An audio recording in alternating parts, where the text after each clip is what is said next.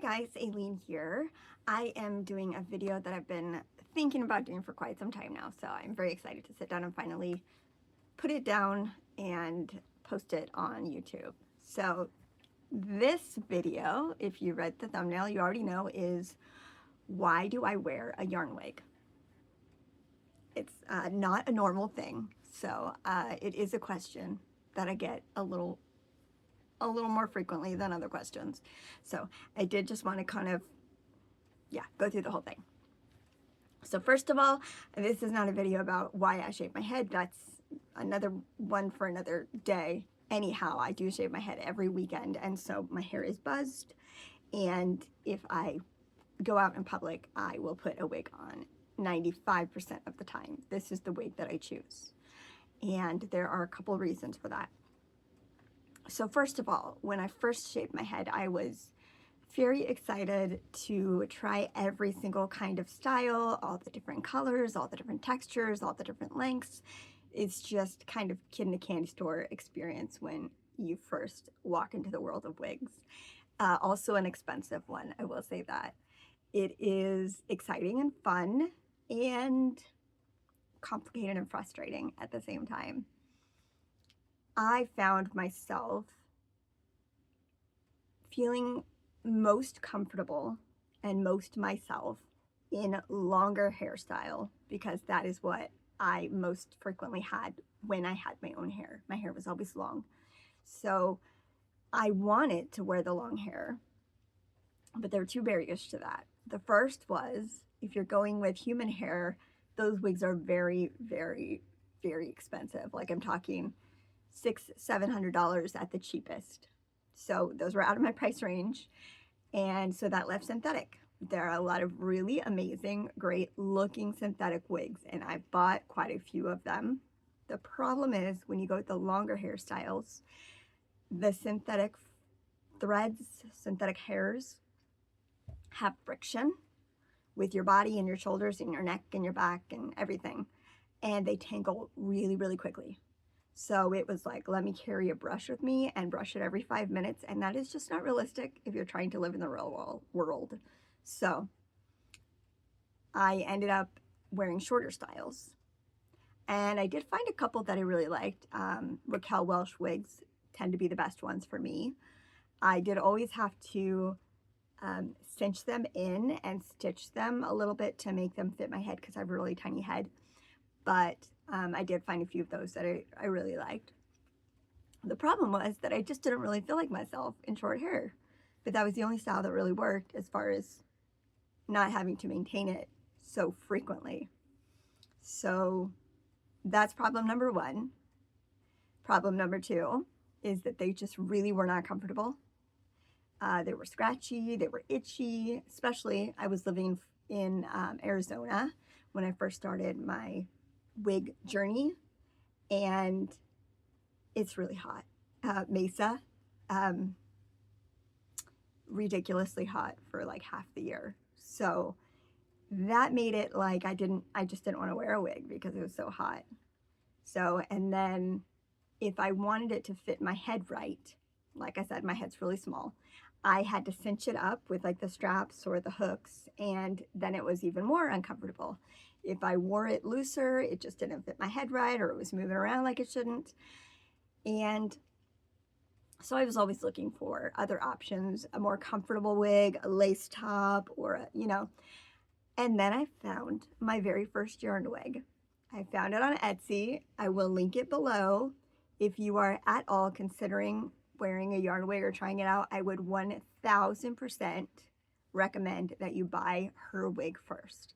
It might not be the style that you end up wanting to wear, but it's like, why would you buy a certain car if you've never driven it? Why would you spend so much time making a yarn wig if you've never worn one, if you don't know if you like the way it looks? So hers is pretty inexpensive. It's less than $100. I think it's 50 something. Anyhow, I'm going to link that below as a thank you to her for me finding myself in yarn wigs. I would love it if you guys would at least check out her page, look at her stuff. Yeah. So I found that first yarn wig, like I said, on Etsy, and it was a beanie style with a color band, a whole lot less yarn, and I twist my yarn into little strands. This was just straight up yarn. That was it. It was very simplistic, but there was something about it that I put it on. First of all, it was super tight because yarn takes a while to really stretch. Eventually I would have to tighten it again and again because it would stretch so much. But the first time I put it on, I can't explain it. It was like, I took a deep breath for the first time. And I felt like I was given permission to color outside the lines for the first time. Like somebody was saying, you don't have to buy a wig, you can make a wig. And I never even thought of that as a possibility for me, which is crazy. Until you know something, you just don't know it. And then when you do know it, you're like, I can't believe I never knew this. So that's how I felt. And yeah, so that very first wig, I think I wore it for maybe 2 months before I started modifying it. I started putting twists in it, adding some more yarn. And then I started experimenting with making my own. I did do the beanie style with the color band in the front for quite some time. It was just in the last, I would say last 2 years that I went to this other style where it's a little bit higher and I take the smaller strands and sweep it to the side, giving me kind of like a hairline swoop. But there's so many different styles that you can do. Now I have several different colors. I also have sparkly shoelaces in here.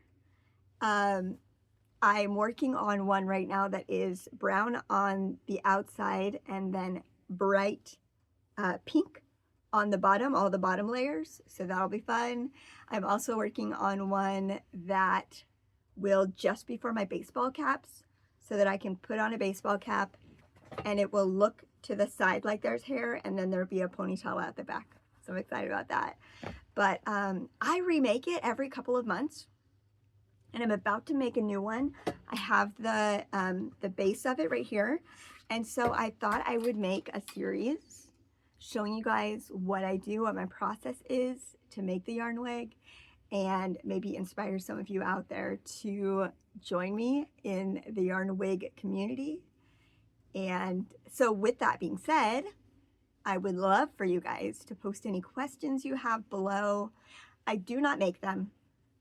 They take a really long time and they are so very custom to me, like to my head shape and to my style, that it would be really difficult for me to make them for other people, besides the fact that they take a really long time to make. So I thought this would be the next best thing. If I could make a series showing people how to make them, then either you can find somebody to make it for you or you can make it for yourself, which if you are a wig wearer and this is appealing to you, I would recommend that you at least try to make one for yourself before you hire someone to go through the process of custom making one, just because it's such a fun feeling to craft something. And then every time you put it on your head, I didn't grow this hair, but I made this. This entire thing was made by me. I do have my stash up here. I've got one more shade of brown. That's a dark brown that's still on the way, but I have my yarns that are ready for the next wig. So keep an eye out. I've got some videos coming out very, very soon that are going to tell you guys more step-by-step on how to make the yarn wig. So that is it. I hope that explains to you why I wear my yarn wig. Oh yes, yeah, also there's a few more things. I just got too excited telling you about the process. So this wig, of course, is the one that makes me feel the most like myself because I'm a little bit strange and a little bit quirky. My younger sister, who I love more than anyone else in the world, has dreadlocks, and she is also a little bit weird and quirky like me. So with that being said, this is a conversation starter anywhere I go. In the grocery store, at the doctor's office, at anywhere I go, this starts a conversation. People will walk up to me and say something about my hair or ask me a question, and I love that. I love that you can look at me and know that I'm a little bit different without me saying anything. And I love that it starts conversations. So I think that was everything I wanted to say. Hold on one second, because I did write it all down and I want to make sure there's not anything that I missed. Let me make sure. Where did I put it? I think.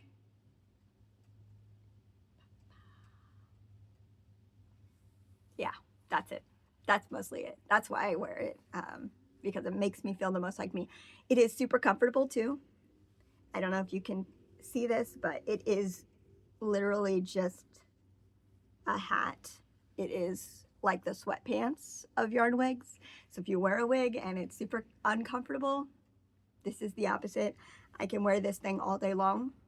Most wigs, I have a 1 to 2 hour limit because that's just really all I can handle of it. But like I said, this is the sweatpants of wigs because it is so comfortable. I could wear it all day.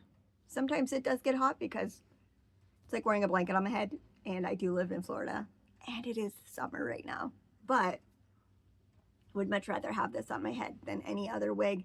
And like I said, I'm working on a ponytail one. That one's not gonna be hot at all. It's just gonna be like a beanie underneath my hat, and that's it.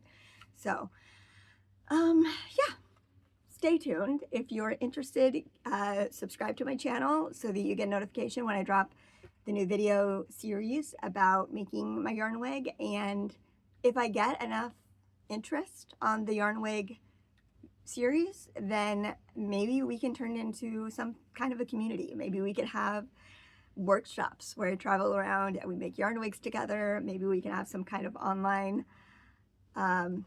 school group or something.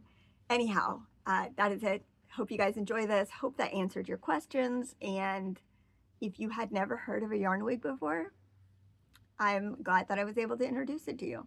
So yeah, this is her. She's my yarn wig. All right, have a wonderful day. I'll see you in the next video.